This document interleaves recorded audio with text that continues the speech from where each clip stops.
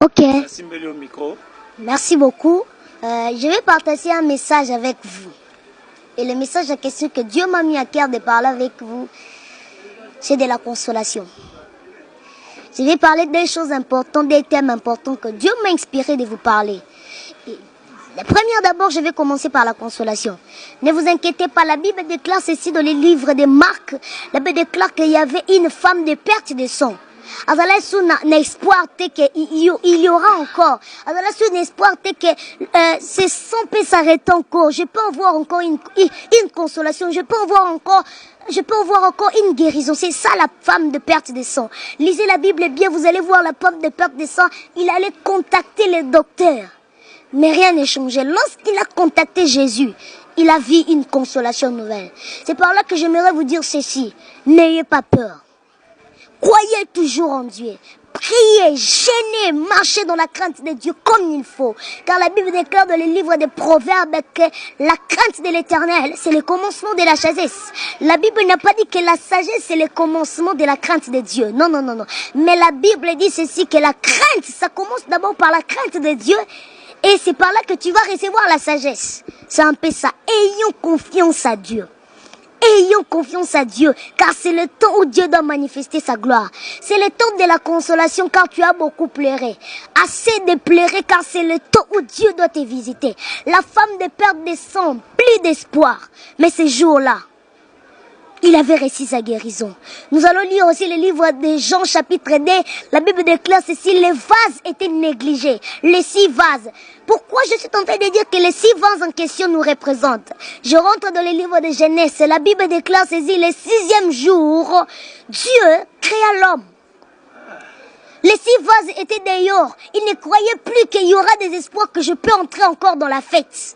Mais Dieu, Jésus a fait de manière qu'il utilise seulement les 6 vases qui étaient dehors. Prenons l'exemple de Mephibosheth. Mephibosheth, plus d'espoir, boité. Il ne pouvait plus croire que je veux manger dans la table du roi. Mais la Bible déclare à un moment donné, Dieu a rappelé à David qu'il y a un Mephibosheth que tu dois manger avec lui. C'est-à-dire que c'est le temps de la consolation, mon frère. Toi qui me suis, tu as des problèmes, appelle-nous dans le numéro qui est affiché. On va prier pour toi. Car c'est le temps où Dieu doit consoler ta vie. Alléluia.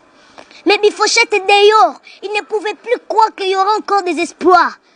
Car la loi disait ceci, quelqu'un qui est aveugle, qui ne marche pas, il doit être là-bas dehors. Il ne peut pas manger avec le roi. Il ne peut pas entrer dans la fête du roi.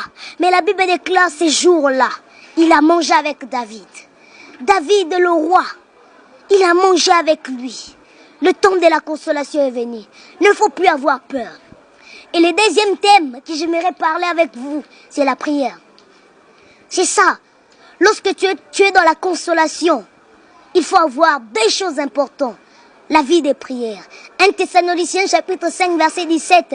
La Bible déclare ceci, prier sans cesse. C'est ça. Et la Bible nous présente encore quelque chose que nous pouvons marcher avec eux, c'est la foi. La foi est une ferme assurance de choses qu'on espère, mais une démonstration d'une chose qu'on ne voit même pas. La foi est un petit mot, mais ça peut faire sortir beaucoup de choses. Lorsque tu es dans la consolation, 2 choses importantes, la vie des prières et la foi. C'est ça, les 2 choses importantes. C'est ça les 2 choses importantes. Dès Samuel 24, 25 nous dit ceci. Pour être aussi dans la consolation, pour marcher très bien dans la consolation, il faut avoir la vie des sacrifices. Je ne te demande pas de venir me donner ta dîme. Si tu as un pasteur là et tu vois le fruit de l'esprit en lui, et si tu ne vois pas à ton pasteur les œuvres de la chair qui sont manifestées dans les livres de Galates 5, mais si tu vois le fruit de l'esprit, donne-lui ta dîme. La vie des sacrifices, aider les gens, les armes spirituelles, c'est ça. Lorsque tu es dans la consolation, lorsque tu marches avec Dieu, 4 choses importantes. La vie des prières, la foi et la